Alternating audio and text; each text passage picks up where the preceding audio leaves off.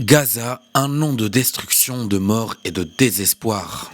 Dans cette guerre aveugle, les civils ont payé le plus lourd des tributs. À l'heure où les frappes israéliennes dans la bande de Gaza se poursuivent implacablement, les opérations israéliennes ont fait près de 42 000 morts, en majorité des civils.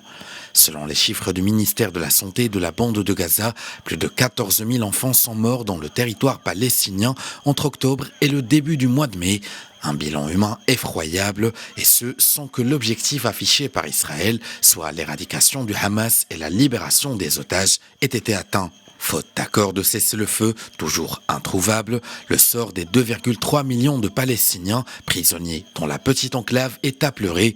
90% d'entre eux ont dû quitter leur logement pour vivre sous des abris de fortune, menacés en permanence par les bombardements et privés de presque tout. Plus de 80% de la bande sont devenus des décombres et des ruines. Les infrastructures n'existent plus. Tout a été pilonné et détruit par les bombardements intensifs de Tsahal. Les hôpitaux tombent comme des châteaux de cartes. Les usines de fabrication des matières premières sont ciblées par les bombes. L'eau et la nourriture sont devenues rarissimes.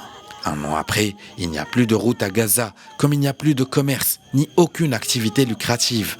Un an après, les maladies infectieuses font beaucoup de morts, surtout chez les bébés, comme c'est le cas avec la polio. Un an après, les aides humanitaires sont toujours bloquées et l'armée israélienne laisse filtrer le strict minimum pour maintenir ce qui reste de la population palestinienne sous perfusion.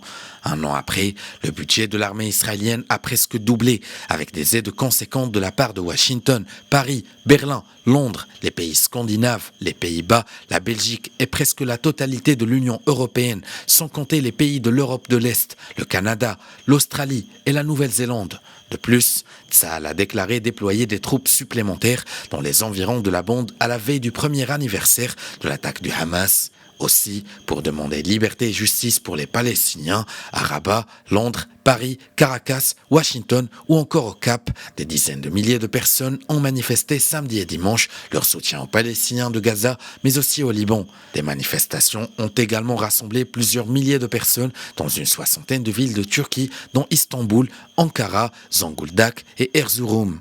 À quand le monde se résoudra à mettre fin à une guerre sans vainqueur? Nul ne le sait.